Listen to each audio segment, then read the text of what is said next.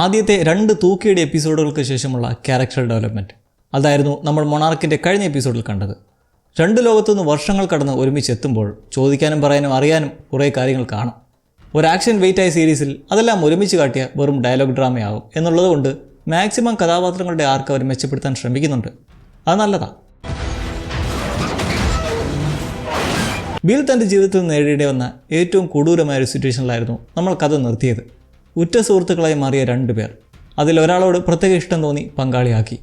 ആ പങ്കാളിയും സുഹൃത്തും കൂടി തന്നെ വഞ്ചിക്കുന്ന പ്രവർത്തകളിൽ ഏർപ്പെട്ടതായി മനസ്സിലാക്കുമ്പോഴുണ്ടാവുന്ന ആ ഒരു ഹെഡ് ബ്രേക്ക് അപാരമാണ്. ആ നിരാശ പിന്നീട് ബില്ലിനെ വിട്ടു പോയിട്ടില്ല. ഇതേക്കുറിച്ച് എന്തെങ്കിലും ചോദ്യം ചെയ്യണമെങ്കിൽ പോലും കെയ്ക്കോയും ലീഷയും ലോകത്തില്ലായിരുന്നു. 2 ആക്സിസ് മുടിയിൽ പെട്ടുപോയ സമയമല്ലേ. നിരാശയുടെ കൊടുമുടിയിൽ ബിൽ കംഫർട്ട് കണ്ടെത്തിയത് ആളുടെ റിസർച്ചുകളിലായിരുന്നു, മോൺസ്റ്റർ ഡിസ്കവറീസിൽ. അങ്ങനെ വർഷങ്ങൾ വിരസമായി കടന്നുപോയി. 1973 ഒരു വലിയ രഹസ്യം കണ്ടുപിടിച്ച ശേഷം പിന്നീട് സ്കൾ ഐലൻഡിലേക്ക് പോകാനുള്ള ഒരു ദൗത്യം സൃഷ്ടിച്ചെടുത്തു. ഇനിയൊരു മടങ്ങി വരെ ഉണ്ടാകില്ലെന്ന് അയാൾക്ക് ഉറപ്പായിരുന്നു.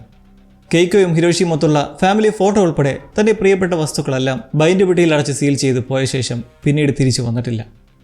അങ്ങനെ പിന്നീട് കുറേ കാലം മൊണാർക്കിൽ സൂക്ഷിച്ചിരുന്ന അദ്ദേഹത്തിൻ്റെ ഈ ബിലോങ്ങിങ്സ് 2015 അവിടുന്ന് അപഹരിക്കപ്പെട്ടു. അതും ഏപെക്സ് സൈബർനെറ്റിക്സിൻ്റെ ടീം. എന്തിനായിരുന്നു അത്? Let's see. Titan X. ഇത്തവണ നമ്മൾ പ്രസന്റ് കാലഘട്ടത്തിലേക്ക് കടക്കുന്നത് ഈ മോൺസ്റ്ററിൻ്റെ ഇതുവരെ കണ്ടിട്ടില്ലാത്ത ഒരു പ്രവൃത്തിയിൽ നിന്നാണ്. എല്ലായിടത്തും കാണും, ഡേഞ്ചറാണ്, വീട്ടിലിരിക്കാൻ പറഞ്ഞാൽ അപ്പം തന്നെ പുറത്തോട്ട് കറങ്ങാൻ പോകുന്ന കുറേ എണ്ണം. ടൈറ്റൻ്റെ സൈറ്റിങ്ങോടെ കടലിലേക്ക് കടക്കരുന്ന ശക്തമായ നിയന്ത്രണം ഭേദിച്ച് 2 മച്ചാന്മാർ സർഫിങ്ങിനായിട്ട് തീരത്തേക്ക് വരുവാണ്. ഒരു കൊച്ചു വ്ളോഗ് ചെയ്യാനുള്ള പ്ലാനും ഉണ്ട്. എല്ലാവരും പിടിച്ച് വീടിയിരിക്കുമ്പോൾ നമുക്ക് കടലിൽ പോയി എൻജോയ് ചെയ്യാമെന്നങ്ങനെ ഇവന്മാർ കടലിലേക്ക് ഇറങ്ങുമ്പോൾ ഡേഞ്ചർ അവരുടെ കാലിൻ്റെ അടിയിൽ തന്നെ ഉണ്ട്. ഈ സ്കരാബ്സ് കുറേ എണ്ണം ആമയെ പോലെ ആ പുഴിമണ്ണിൽ പൂഴ്ന്നാണ് റെസ്റ്റ് എടുക്കാറ്. മുന്നേ ഗുഹയിലും കണ്ടിരുന്നില്ലേ? അതേപോലെ കുറേ എണ്ണം ഇവിടെയും. ഇതെങ്ങനെ ഇതെല്ലാം ഇവിടെ ഇങ്ങനെ പൂഴ്ന്നു നടക്കുന്നു എന്നത് ഇപ്പോഴും ഉത്തരം കിട്ടാത്തൊരു ചോദ്യമാണ്. ഈ ടൈറ്റൻ വാണിങ്ങിൻ്റെ പേരിൽ അവിടെ കുത്തുള്ള സൈൻ ഫ്ലാഗുകളിൽ നമ്മുടെ ഗോഡ്സിലെ ചിഹ്നം വിളിക്കുന്ന ഡിസൈനാണ്. അങ്ങനെ മച്ചന്മാർ സർഫിംഗ് തുടങ്ങുന്നത് വൈകാതെ തന്നെ മൊണാർക്ക് ഫോഴ്സ് കാണുന്നുണ്ട്. അവിടെ ടീമുകൾ ബോട്ടിലായി പല ഭാഗത്തായി സുരക്ഷാ നിരീക്ഷണത്തിലാണ്. ഇവന്മാരെ കണ്ടുടനെ അപകടമാണ്, മടങ്ങിപ്പോകാൻ ശക്തമായും കർശനമായും താക്കീത് നൽകുന്നത് കേട്ട് എന്നാൽ പിന്നെ പുല്ല് പോയേക്കാം എന്ന് പറഞ്ഞ് തിരികെ തീരം തൊടുന്നതും ഒരു മുരൾച്ച. മുന്നേ കണ്ട സബ്സോണിക് സൗണ്ടില്ലേ, ടൈറ്റൻ സോങ്, അതുപോലല്ല, ഇതൊരു മുരളക്കമാണ്. എന്തോന്നറിയത് എന്ന് പറഞ്ഞങ്ങനെ നിൽക്കുന്നതും ഇലക്ഷൻ്റെ റോഡ് ഷോ പോലെ കുറേ എണ്ണം പടയായിട്ട് ഇളകി കടലിലേക്ക് ചാടുന്നു. മുന്നിൽ നിൽക്കുന്ന ലവന്മാരെ ആക്രമിച്ച് കൊന്നിട്ടാണ് അത് കടലിലേക്ക് ചാടുന്നത്. ആ ശബ്ദം തൊട്ടടുത്ത് തന്നെ നിന്ന് ടൈറ്റൻ സ്കരാബിനെ വിളിച്ചതിൻ്റെയാണ്. എന്നാൽ തൊട്ടടുത്ത നിമിഷം നമ്മൾ കാണുന്നത് ഒരു പ്രകോപനവും കൂടാതെ ആ മൊണാർക്ക് ബോട്ട് അതിൻ്റെ നീണ്ട കൂടുതൽ ടെൻഡക്കിൾസ് വെച്ചിട്ട് ഞെരിച്ച് കളയുന്നത്. ടൈറ്റനെ കുറിച്ചുള്ള ധാരണകളെല്ലാം മാറുവാണ്. വെറുതെ അറ്റാക്ക് നടത്തില്ല എന്നാണ് ഇതുവരെ കരുതിയിരുന്നത്. എന്നാൽ ഈ പ്രവൃത്തിയിൽ ഒറ്റയടിക്കുമ്പോൾ നഷ്ടപ്പെട്ടിരിക്കുന്നത് 14ഓളം പേരെയാണ്. അപ്പോൾ പ്രശ്നമാണ്. വൈൽ വോർട്ടക്സ്, ആ പോർട്ടൽ, അത് രൂപപ്പെടുത്താനുള്ള ഡിവൈസ് പോയതോടെ ഹിരോഷിക്ക് സംഘത്തിന് മനസ്സിലായി അവരെ ഏപെക്സ് ടീം വിടാതെ പിന്തുടർന്നുകൊണ്ടിരിക്കുകയാണെന്ന്. Thanks to May. അപ്പോൾ എന്തായാലും ഇനി അവിടെ സേഫ് അല്ലെന്ന് കണ്ട് ഇവർ ഫ്ലോറിഡയിലെ ഒരു ഒഴിഞ്ഞ പ്രദേശത്തുള്ള മോട്ടലിലേക്ക് തൽക്കാലത്തേക്ക് മാറുന്നു. ഒപ്പം മെയ്യും ഉണ്ട്. ലുക്കൗട്ട് നോട്ടീസ് ഉള്ളതുകൊണ്ട് ലീഷയും കെയ്ക്കോയും കുറച്ചധികം ജാഗ്രതയിൽ. കട്ടുകൊണ്ട് പോയ ഡിവൈസ് എവിടെയാണെന്ന് പ്രോപ്പറായി അറിയില്ല. പക്ഷേ അവിടെ ടെക്നിക്കൽ സ്റ്റേഷനുള്ള സുരക്ഷിതമായ സബ് ബേസ്മെൻറ്റിലാകാനാണ് മെയ് സാധ്യത കാണുന്നത്.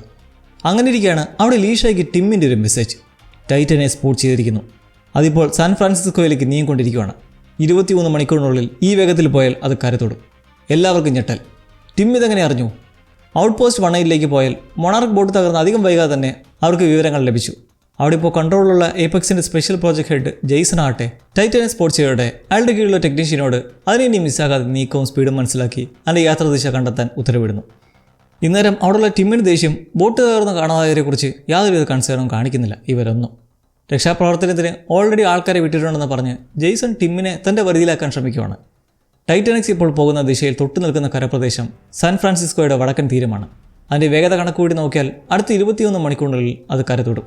ഇതെത്രയും പെട്ടെന്ന് മൊണാർക്ക് ഡെപ്യൂട്ടിയായ ഹാരിസിനെ അറിയിച്ച് ഒരു ഹീറോ ആകാൻ നോക്കൂ എന്ന് ജെയ്സൺ ടിമ്മിനോട് പറഞ്ഞപ്പോൾ അങ്ങനെ ആ വഴിക്ക് എന്തേലും ചെയ്യാൻ പറ്റുന്നത് ഇവർക്കായിരിക്കും എന്ന് ലീഷയ്ക്ക് മെസ്സേജ് അയച്ചതാണ്. തീർച്ചയായും ഹാരിസിനെയും ഇത് അറിയിച്ചിട്ടുണ്ട്. ഇപ്പോൾ ലീഷയ്ക്ക് മെസ്സേജ് അയച്ചതിൻ്റെ കാരണം ഓൾറെഡി ഒരു പ്ലാനുണ്ട്. ഹിരോഷി ആ പോർട്ടൽ ഡിവൈസിൽ ടൈറ്റൻ സോങ് പുറപ്പെടുവിക്കുന്ന സോണാർ ഘടിപ്പിച്ചാൽ ടൈറ്റനെ അതിനടുത്തേക്ക് വശീകരിച്ച് വരുത്താനാകും. ഇതിനിടയ്ക്ക് മറ്റൊരു കാര്യം, കെയ്റ്റ് ഉള്ളതും സാൻ ഫ്രാൻസിസ്കോയിലാണ്. ഹിരോഷി അവളെ നിരവധി തവണ വിളിച്ചിട്ട് ഫോൺ എടുത്തതുമില്ല. മെയ്യുമായി സംസാരിച്ചു നിൽക്കുമ്പോൾ അതുമില്ല. ഹീറോയ്ക്ക് ഒരച്ഛൻ്റെ വെപ്രാളം കയറി എനിക്കുടനെ അവൾക്കടുത്തെത്തണം, അവളെ ഉപേക്ഷിക്കാൻ എനിക്ക് കഴിയില്ലെന്ന് പറയുന്നത് ഇപ്പോൾ ഒരു മൂഢത്തമാണെന്ന് ലീഷായും കെൻഡാരയും പറയുന്നുണ്ട്. അവളെ ഉപേക്ഷിച്ചതല്ലോ, താനേ പോയതല്ലേ. എനിക്കും ആശങ്കയുണ്ട്, പക്ഷെ അവൾക്കും ഓരോ തീരുമാനങ്ങളില്ലേ എന്ന് തുടങ്ങി അച്ഛനും മകനും തമ്മിൽ തർക്കമായി കൊച്ചുമോനോട് മിണ്ടാണ്ടിരിക്കാൻ പറയുന്ന മുത്തശ്ശി. സിറ്റുവേഷൻ ശാന്തമാക്കി ലീഷ പറയുന്ന കാര്യം, കെയ്റ്റിനെ ഉൾപ്പെടെ ജനങ്ങളെ സുരക്ഷിതമാക്കണമെങ്കിൽ നമ്മളിപ്പോൾ ശ്രമിക്കേണ്ടത് ഈ ടൈറ്റനെ കരതോടാതെ എങ്ങനെ പിന്തിരിപ്പിക്കണമെന്നാണ്. ഇതിന് സൗത്തിലേക്കോ മറ്റോ തിരിയുമോ എന്നും പറയാൻ പറ്റില്ല. നമ്മൾ ഒരുമിച്ച് നിന്ന ആ 23 മണിക്കൂറിനുള്ളിൽ ഡിവൈസ് കണ്ടുപിടിച്ച് ആ മോൺസ്റ്ററിനെ വഴിതിരിപ്പിക്കാനുള്ള എന്തെങ്കിലും വഴി കണ്ടെത്താൻ ശ്രമിക്കാമെന്നങ്ങനെ നിൽക്കുമ്പോൾ കെയ്റ്റിൻ്റെ കാര്യം നോക്കിയാലോ. അവൾ രാത്രി മധുർമത്തെ ഗോഡ്സിലെ തകർന്ന പാലത്തിനടുത്ത് വന്നല്ലായിരുന്നു നോക്കിയിരുന്നേ. നല്ല ഉപ്പ് കാറ്റും കൊണ്ട് അവിടെ തന്നെ കിടന്നുറങ്ങി. കാലത്ത് എഴുന്നേറ്റ് ഹാങ് ഓവറിൽ മൊത്തത്തിൽ എന്തോ ഒരു നിഗൂഢത പോലെ തോന്നി. ഫോണിലെ പിതാവിൻ്റെ മിസ് കോൾസും വകവയ്ക്കാതെ വെള്ളത്തിലേക്ക് ഇറങ്ങി. അങ്ങനെ നിൽക്കെ എന്തോ ഒരു ഫീലിംഗ്. ആഴത്തിലേക്ക് മുങ്ങുമ്പോൾ ആ ഒരു വൈബ്രേഷൻ. മുന്നേ കപ്പൽ വെച്ച് തോന്നിയപ്പോഴുള്ള എൽ ഗ്രാൻഡ് ഡയോസ് ഡെൽമാറിൻ്റെ ആ ശബ്ദ തരംഗം. അപ്പോൾ അതധികം ദൂരത്തല്ലാതെ തന്നെ ഉണ്ട് ഇപ്പോഴും. അവിടുന്ന് തിരികെ നടക്കുമ്പോഴാണ് ജനങ്ങളെല്ലാം പാനിക്കായി നിൽക്കുന്നത് കാണുന്നത്. ടൈറ്റൻ കരതോടാനുള്ള സാധ്യത മുന്നറിയിപ്പ് അവിടെ വൻ ഭയം സൃഷ്ടിച്ചിരിക്കുകയാണ്.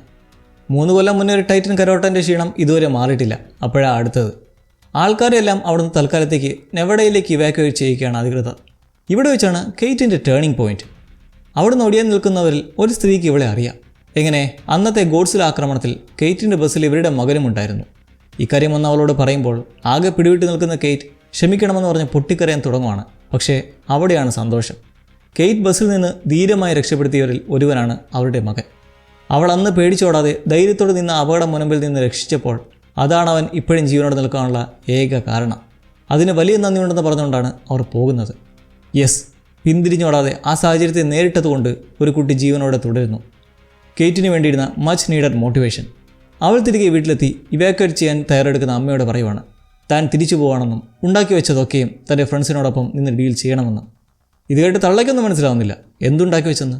എന്തായാലും ഒരു കാര്യം അറിയാം, താൻ പറയുന്നത് കേൾക്കാതെ അവൾ ഉറച്ചു തന്നെ നിൽക്കുവാണ് തിരികെ പോകാനായിട്ട്. ലീഷയും സംഘവും 23 മണിക്കൂറിനുള്ളിൽ ആ ഡിവൈസ് എങ്ങനെ കണ്ടെത്തുമെന്ന് നോക്കിയാലോ. സബ് ബേസ്മെൻറ്റിലായിരിക്കാം എന്ന ഊഹത്തിൽ അവിടെയുള്ള സ്റ്റാഫുകളുടെ ഐഡൻറ്റിറ്റി ഡീറ്റെയിൽസ് ഹാക്ക് ചെയ്ത് മെയ് ഒരാളെ സെലക്ട് ചെയ്തു. കെവിൻ. അവനാണ് ടാർഗറ്റ്. കൂടാതെ കേക്ക് ഉൾപ്പെടെയുള്ളവർക്ക് ടെക്നീഷ്യൻ എന്ന ലേബിളിൽ ഫേക്ക് ഐഡിയും നിർമ്മിച്ചെടുത്തു. പ്ലാൻ എന്തെന്നാൽ ഈ കെവിനെ കണ്ടെത്തി അയാളറിയാതെ അയാളുടെ ബാഗിനുള്ളിൽ ഒരു റേഡിയേഷൻ ട്രാൻസ്ഫർ ഡിവൈസ് ഒളിപ്പിച്ച് വെക്കുക.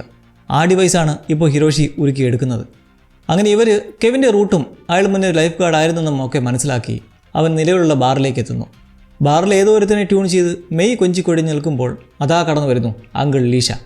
കെൻഡാരയ്ക്കൊപ്പം ഒരു പ്രശ്നക്കാരൻ അമ്മാവനെ പോലെ അവിടെ തോട്ടയിട്ട് ആളുകളുടെ ശ്രദ്ധ പിടിച്ച് നേരെ ചെല്ലുന്നത് മെയ് കൊഞ്ചിക്കൊഴിഞ്ഞ് നിൽക്കുന്ന ആ അവൻ്റെ അടുത്തേക്ക്.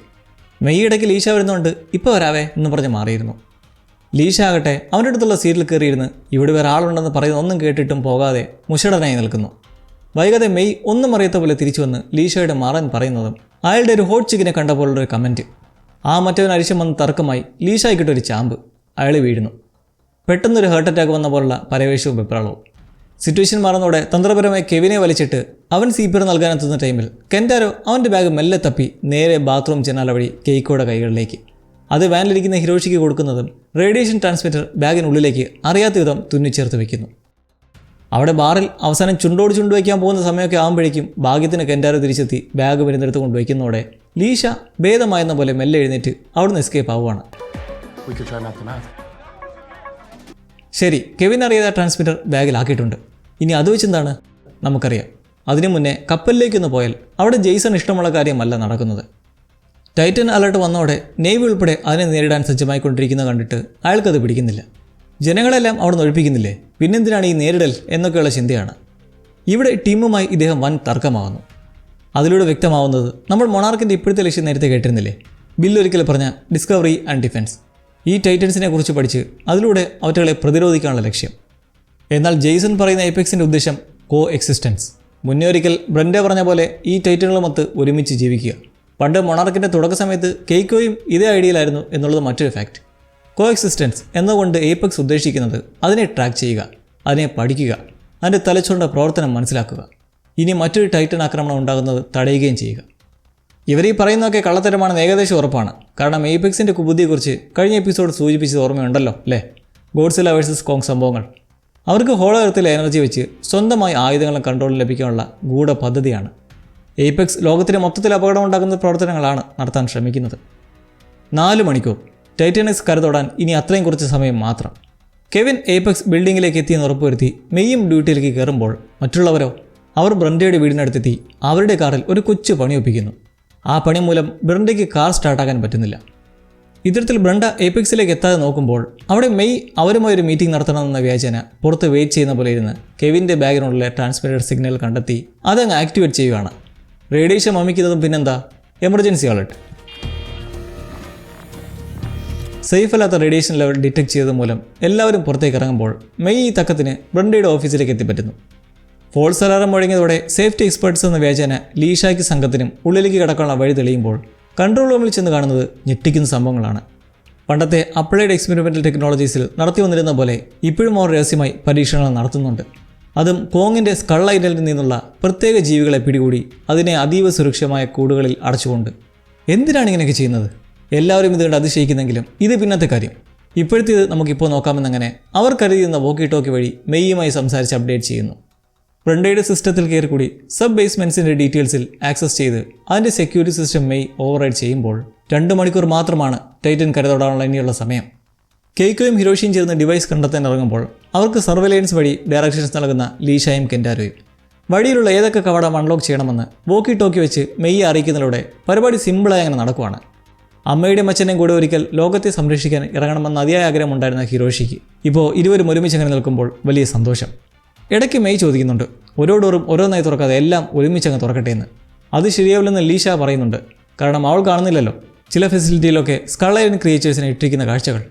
അങ്ങനെ മെയിൻ ഫ്ലോറിലേക്ക് എത്തി അവിടെയുള്ള സെക്യൂരിറ്റി പാസ്വേഡ് ഹിരോഷിയുടെ ഡിവൈസ് ഉപയോഗിച്ച് ഹാക്ക് ചെയ്ത് ഉള്ളിലേക്ക് കടന്ന് ഇനി ഒരു ഡോറും കൂടിയേ ഉള്ളൂ. അതിനടുത്തെത്തുമ്പോഴാണ് അടുത്ത പ്രശ്നം. എമർജൻസി അലർട്ട് പിൻവലിച്ചിരിക്കുന്നു. ടെക്നിക്കൽ ഗ്ലിച്ചാണെന്ന അനുമാനത്തിൽ ഫോൾസ് അലാറമാണെന്ന് കണ്ടെത്തി അവർ എംപ്ലോയീസിനെ തിരികെ കയറ്റുമ്പോൾ ആണ്ടേ വരുന്ന അടുത്തത് BMW പോയ സൈക്കിള്. കാർ സ്റ്റാർട്ടാവുന്നതുകൊണ്ട് മുന്നേ ഇലക്ഷന് വിജയ് വോട്ട് ചെയ്യാൻ പോയ പോലെ ഓഫീസിലേക്ക് വന്നിരിക്കുകയാണ് ബ്രണ്ട ചേച്ചി. ആ ലാസ്റ്റ് ഡോറിന് എക്സ്ട്രാ സെക്യൂരിറ്റി പ്രോഗ്രാമിംഗ് ഉള്ളതുകൊണ്ട് കട്ടയടിക്കുന്ന മെയ്യെ ബ്രണ്ട എത്തിയുള്ള ഇൻഫർമേഷൻ അറിയിക്കുന്നു. ഇന്നേരം ആ 2 പേരും അവിടെ അടുത്തുവരെ എത്തി നിൽക്കുവാണ്. ബ്രണ്ട ക്യാബിനിലേക്ക് കയറുന്നതും മെയ് ഇപ്പോൾ വന്നെന്ന പോലെ പിറകിൽ നിന്ന് വിളിച്ച് ഒരു കാര്യം പറയാനുണ്ടെന്ന് നിന്ന് ഡിസ്ട്രാക്ട് ചെയ്യുകയാണ്. കാരണം അവളുടെ പണി കമ്പ്യൂട്ടറിൽ ഇപ്പോഴും റണ്ണിങ് അല്ലേ. സെക്യൂരിറ്റി ഗാർഡുകളും തിരിച്ചു കയറുകയാണ്, എല്ലാവരും പിടിക്കപ്പെടുമെന്ന അവസ്ഥയിലും. ലീഷ എന്ത് ചെയ്യണമെന്ന് അങ്ങനെ ഇരിക്കുമ്പോൾ കെൻറ്റാരോയ്ക്ക് തോന്നുന്നൊരു ബുദ്ധി. അതെന്താണെന്ന് അറിയും മുന്നേ നമ്മളൊരു അത്ഭുതം കാണുവാണ്. മനുഷ്യ ലോകത്ത് തന്നെ റെവല്യൂഷൻ അയക്കാവുന്നൊരു സംഭവം.